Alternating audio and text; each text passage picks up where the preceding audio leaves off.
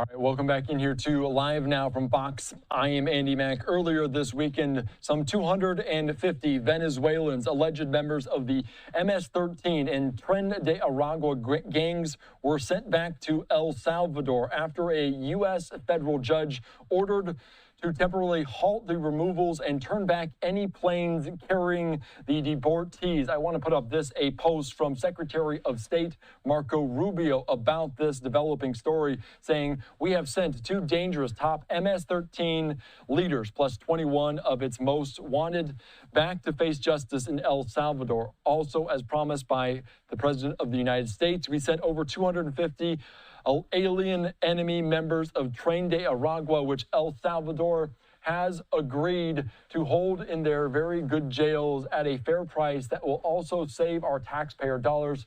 The president there in El Salvador is not only the strongest security leader in our region, he's also a great friend of the U.S. Thank you. Of course, the president of El Salvador posting this, saying today the first 238 members of the Venezuelan criminal organization Tren de Aragua arrived in the country. They were immediately transferred to the terrorism confinement center for a period of 1 year. The United States will pay a very low fee for them, but a high one for us. On this occasion, the U.S. has also sent us 23 MS-13 members wanted by the justice system there, including two ringleaders. One of them is a member of the criminal organization's highest structure. This will help us finalize intelligence gathering and go after the last remnants of MS-13, including its former and new members' money, weapons, drugs, hideouts, collaborators, and sponsors. As always, we continue in advancing the fight against organized crime, but this time we're also helping our allies, making our prison system self-sustainable, obtaining vital intelligence to make our country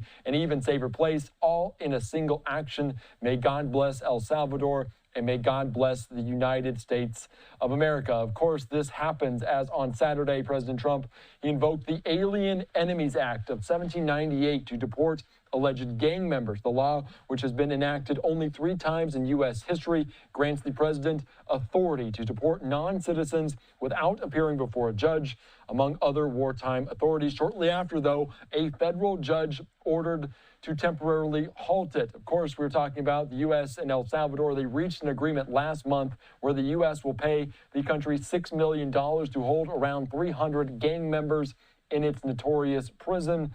Of course, later on Sunday, President Trump posted on Truth Social thanking the president of El Salvador for this, saying thank you to El Salvador, in particular the president, for your understanding of this horrible situation, which was allowed to happen to the United States because of the incompetent Democratic leadership. We will not forget. So that is the latest on this as we continue to follow as Secretary of State Marco Rubio also putting out that statement.